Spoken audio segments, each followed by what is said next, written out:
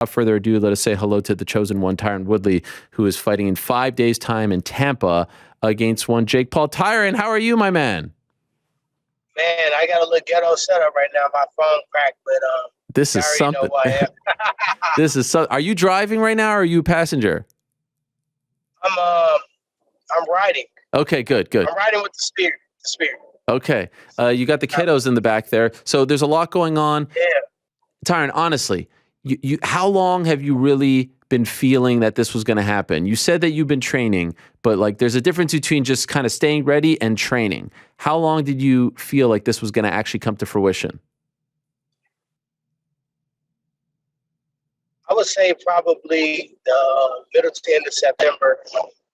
I brought my coaches into St. Louis, Missouri, top of October. And you guys can go back and look at my history. Function, a focus man on some red turf. You see my coach GT. I brought him into St. Louis, Missouri because I felt like this fight don't make sense. It's not supposed to happen. Like right in front of you, Ariel, right in front of national television, the man shook my hand and said, "Let's run it back." I said, "Bet." And he's the one that want to make all these damn bets. And that for some reason that bet didn't take place. I talked in the Key Center ring. He said it was going to happen. I waited all night at 3 something in the morning for this damn tattoo thing, and it didn't happen. So in my mind, he didn't want to fight. Somebody grabbed him. Maybe his brother Logan grabbed him in the back. And said, "Hey, bro, you got a gift, my dog. Just run with that. Do not fight him again because your ass lost." So I was surprised that that fight even was being set up. And it didn't even get the attention. It didn't get the people talking about it. More people was talking about me fighting him again than they were talking about Tommy. More people were talking about the tattoo. More people were talking about the no knockout clause. More people were talking about the fact they thought he lost. All those different things. That was a discussion of most people. You know what I mean? Weeks and weeks, almost months later. So I told myself, I said my spirit, it didn't feel right. And I think I even told you, I think I told my coach, I said, watch, I'm telling you, this fight not going to happen.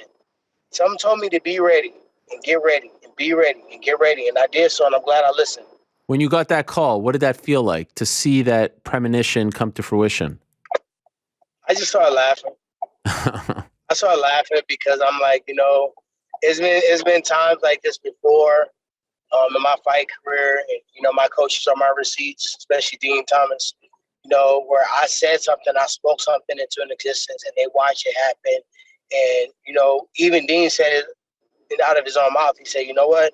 My relationship with God has been kind of like I don't know, but like I believe God because stuff that you said I've watched happen that's been crazy, and it made him like have a stronger sense of faith."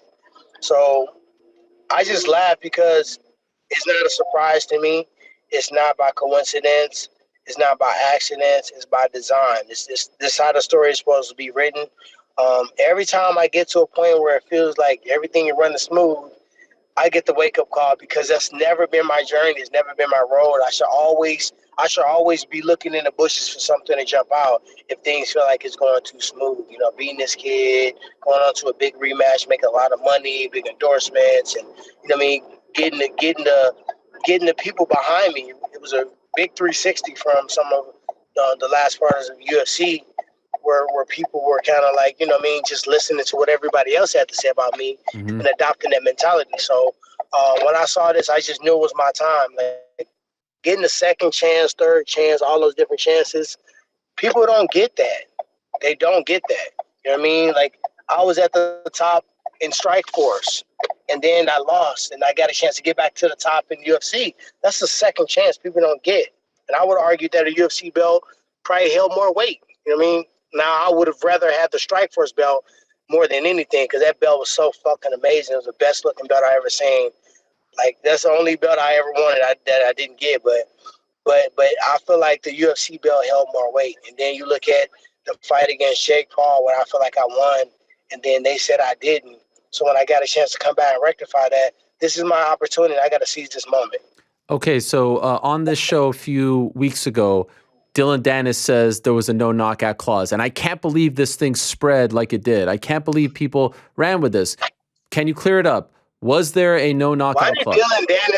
Why has he become a valid source to anybody? Like, the dude barely can put 3 words in a sentence and make it sound like it makes sense. Like, I'm surprised you even have him on the show as much as you do, because it was like 2 years ago since the last time. And maybe that's 2 years too many. I mean, sometimes you be needing a little bit of razzle dazzle on the show. That's right. That's why I call you. Sometimes people, they just do intellectual things for a living. Sometimes they need to be dumbed down a little bit, just to even the playing field and balance your life. But yeah, I mean, I'm not finna let, if people want to talk about stuff, I'm gonna let them talk about it. That's how our sport works, whether it's good or bad. Like, I'm not on Jake's PR team. It ain't my job to give him credibility and like make people believe that he's the real deal. Shit, that's his people. And the people who think there was some knockout clause based upon Dennis, how would he have access to my contract? So definitively, was there or was there not? No, but it's a clause that say if I knock him out, they give me some extra cheese on my macaroni. Is that true? And I want to, I want to thank Dylan, actually. Yes. Because he made that dumbass remark. Now, all of a sudden, I get more money. Is it true that it's $500K? Hey, man, come on. Because I want you to meet the actors. Hurry up. Is that true? Hello? Yeah. Can you hear me? You hear me, Tyron? Ariel, can you hear me? Yeah, I hear you. You hear me? It may be still attached to your car because of the Bluetooth. You hear me, Tyron? You hear me? I hear you. I can hear you. Can you hear me? I hear you, yeah. I hear you. Okay, go ahead. Is it true that it's $500K? If you knock him out, you're getting $500K. Is that true? Yeah, that's true. That's wild. So can you take us back to that moment? Why didn't you go for the kill there? That's the moment that people keep talking about. Can I hear you? Hold on 1 second. All right. Now say something. Can you hear me now? Yeah, I can hear you loudly. Okay. Well, there's that moment there when he's on the ropes where you clearly have him hurt. Why didn't you go for the kill in that moment? My shoulders was fucking sore. I ain't gonna lie. Shit, I wanted to, but my shoulders were sore before then. I was just kind of swinging on just pure thug energy from from MMA and just not giving a hell. But when I punched him into the rope, I actually punched him into the rope, and we had the ropes tightened up because they were so loose. First of all, the rope was at the top of my fucking head, right here.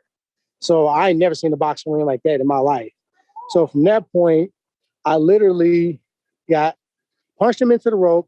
So if you go back and look and rewind it, when I go to try to punch him through the ropes, we had a long meeting before then about punching people through the ropes.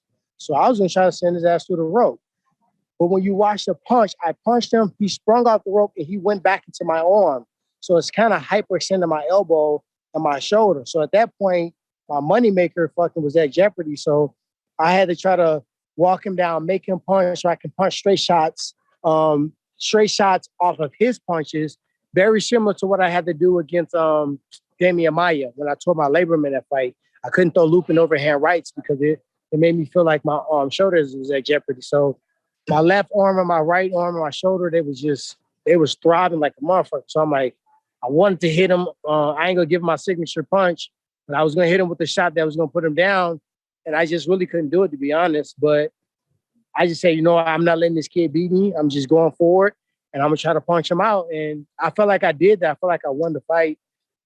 When I went back and looked at the fight, I won round 4. He never won a round after that.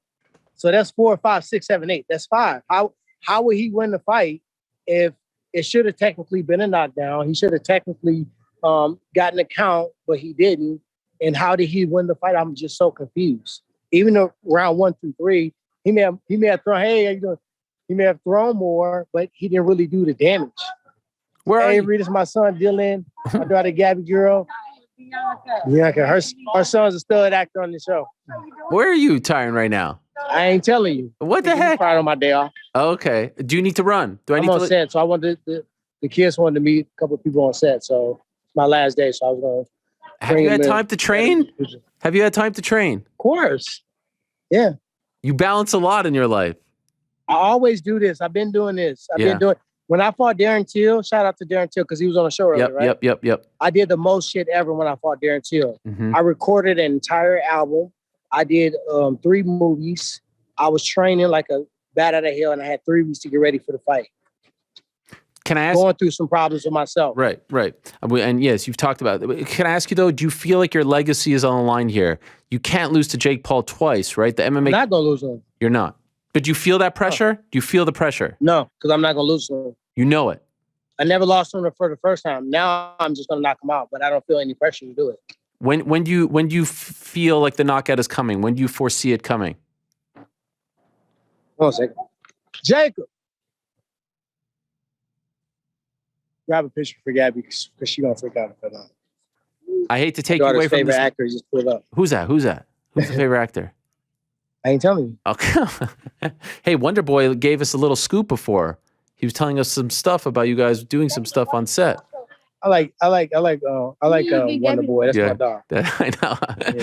He fighting Muhammad though. Them both of my brothers, so I don't want to